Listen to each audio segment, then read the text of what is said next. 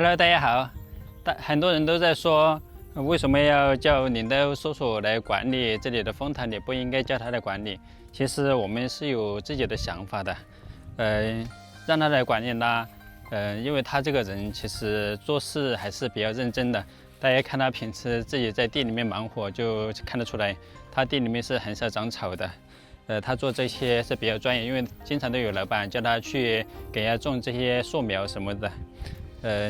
而且呢，这位叔叔他不怕得罪人，他们必须要找一个有说服力的人来管理蜂塘里，因为这里还有很多人在养牛养羊，就喜欢把牛羊啊，调在这个李子基地里面去。其他人来管理的话，可能觉得关系好了，就他调就调吧，就不好意思说。如果说是让他来管理的话，肯定很多人都会怕他，就不会调在里面，是吧？因为如果说他管理不当的话，肯定是他的问题。今天他们来种蜂塘里了，所以说我们这块地也是要种的，还有我们那边做了10年的地也要种。可能很多人都会说，你们自己花钱做的地，为什么要拿给他们种呢？到时候自己的菜地都没有了。我们是这样想的，如果说我们的地都不愿意拿出来种的话，其他的村民他也不愿意拿出来。我们要做好一个带头作用，要做好榜样，是不是？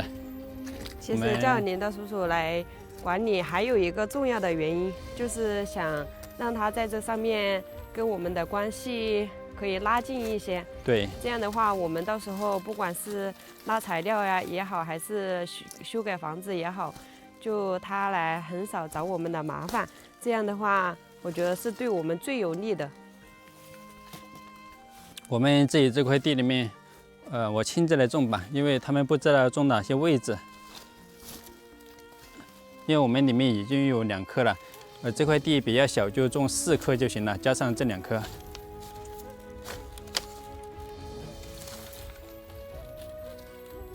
因为之前我们在改造我们的房子的时候，他们就在说我们占了他们的地，然后现在因为我们的原因帮助了他一点点，你看他的年收入就是3万多，所以这样的话，就相当于我们在间接性的帮助他，以后他也少为难我们。是的，那天就是村主说他们还有蜂塘里基地的老板，他们一直带着往上面走，他们说去找其他村的人来管理这个蜂塘里。我说要不让这位叔叔试一下，他说他肯定不行。我说人家平时都在给其他老板种果子，他是没有问题的，他也知道怎么来施肥打药这些。我们这块地这里种1棵，前期的话我们种在这里面是可以继续种蔬菜的，前3年可以种，后面的话就没办法种了，因为这个李子它长大了会，铺设的很宽，整块地都会被占完。所以说，我们把这块地拿出来种蜂塘里，也是为了平衡大家的这种想法。如果说，到时候大家就会比较，他们都不拿出来，为什么我们要拿出来，是吧？所以说一定要做好一个带头作用。这个李子种在这里啊，像这样种着过去，一共4棵，完全够了。可惜几棵蒜苗了。这个拿去炒菜。对。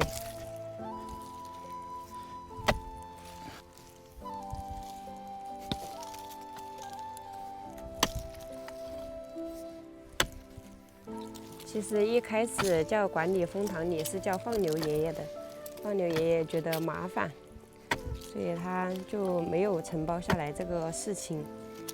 这块地里面虽然地的面积不怎么宽，但你看种了这棵蜂塘里，那里还有1棵柚子树，前面我们之前也种了2棵蜂塘里，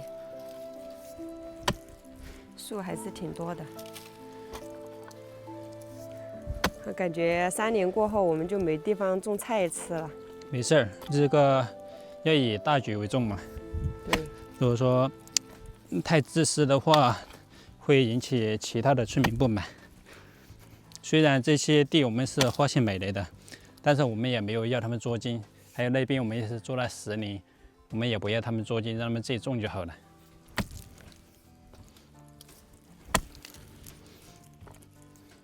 这个深度应该够了。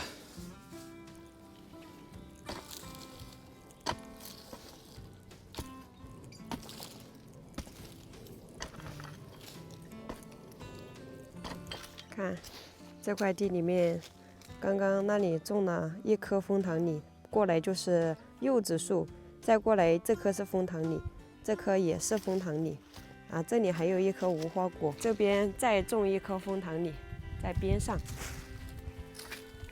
我们这块地里面都已经种满了。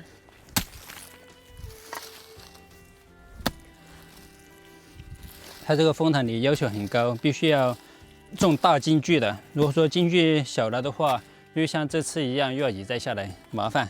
所以说这次种就给它离远一些。这里的土地比较肥沃，全是这种黑土。这枫糖李虽然我们自己种下的，但还是得要拿给他们统一的管理。如果是我们自己管理的话，估计结不了多少果。对，他们统一管理的话，到时候我们摘一点点吃是没有关系的。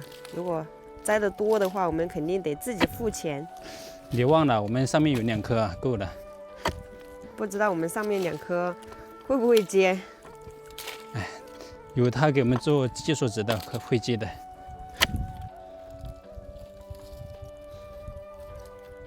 可以了吗？对。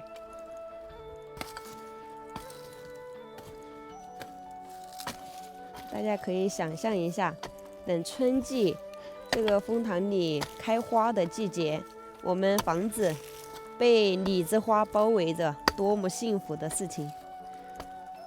肯定很漂亮。对，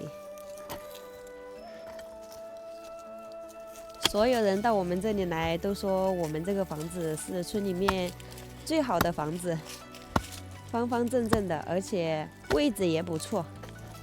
现在种上了枫糖李，我们就感觉生活在花丛中的感觉。再拿1棵去种，拿1棵大的吧，这个大的。李俊说间距还有点宽，所以可以再种1棵。其实这里也是可以再种1棵的，但这里李俊种了1棵柿子树。这棵就是柿子树，所以在那边间距宽的地方再种1棵。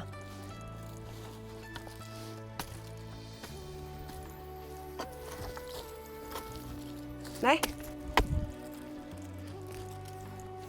我们这里沿着边缘种的话，前3年这里面还是可以种菜的。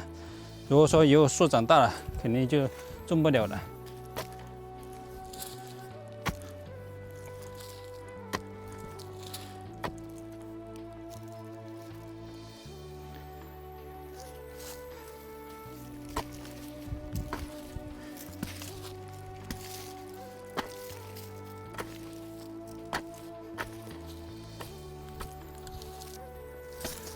种下去了，就希望它下场大雨，这样存活率更高。